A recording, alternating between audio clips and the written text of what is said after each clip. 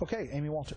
All right, now we get to talk politics. Let's talk about Iowa for a minute. I saw you there recently. You got a very good reception. Tell me two things. One, are you in it to win it?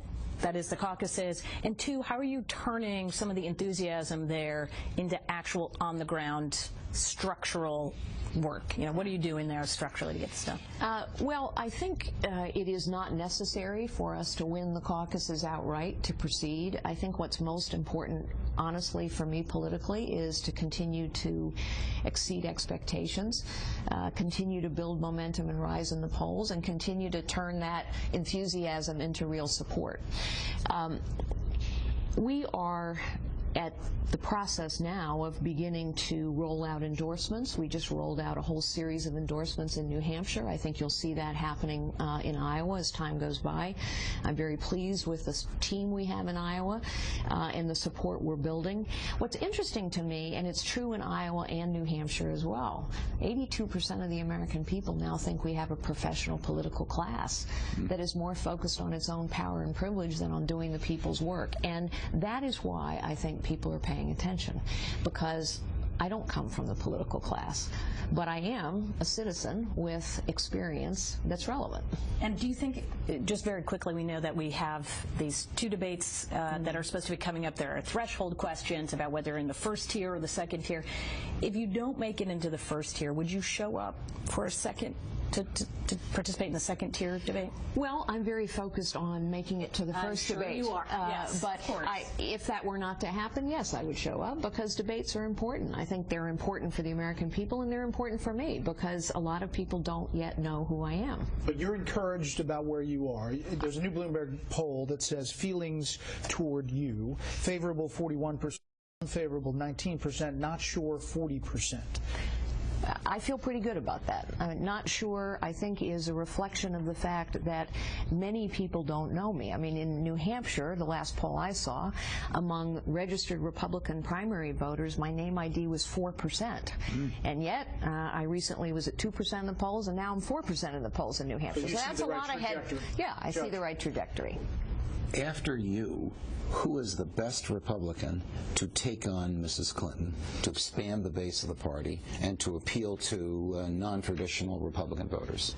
Well, I think that's up to others to demonstrate. What I would observe is that... Who would you want if it's not you? No, it's not up to me. It's up to the voters. And I am running in this election because I think I can win this job, and I think I can do this job. What I would observe is that so far, the person who is taking on Hillary Clinton is me.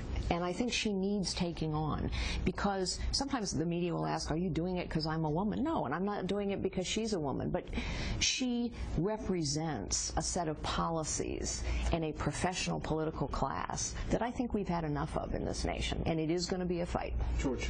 Because 4 of the 9 Supreme Court justices are over 75 years old, the next president may have a decisive effect in shaping the court. Conservatives are divided. Populist conservatives say judges should be deferential to the elected branches of government. Constitutional conservatives say no, it should be actively engaged in holding the branches to their enumerated powers.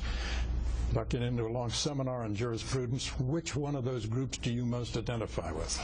In this case, I most identify with the constitutionalists. My father was a federal judge. He was a constitutionalist. I think often of my dad, so I would appoint judges that remind me of my father, whether they're men or women.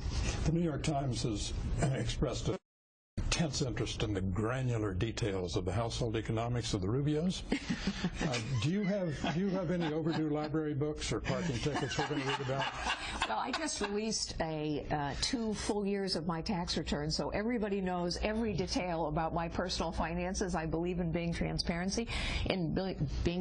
But wouldn't it be nice if the New York Times would do such a detailed expose on the Clinton Global Initiative or Bill and Hillary Clinton's personal finances? They've done a few pieces. We'll see if they continue. Last thing, you're giving a speech tonight, State of Women in America.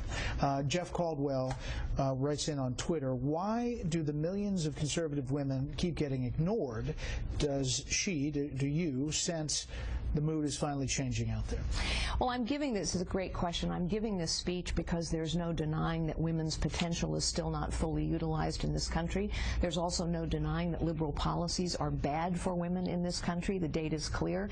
And frankly, I think it's time that we take this conversation back, that we take the term feminist back. To me, a feminist is a woman who chooses her own life, that we take the conversation back. I'm tired of being told I'm waging a war on women because I don't believe in the litany of the left. Thank you so much for coming, and I'm sure we'll see you on the trail. All right. That's it for the panel, but stick around for this kicker part. We have one final thing before we say goodbye to Carla.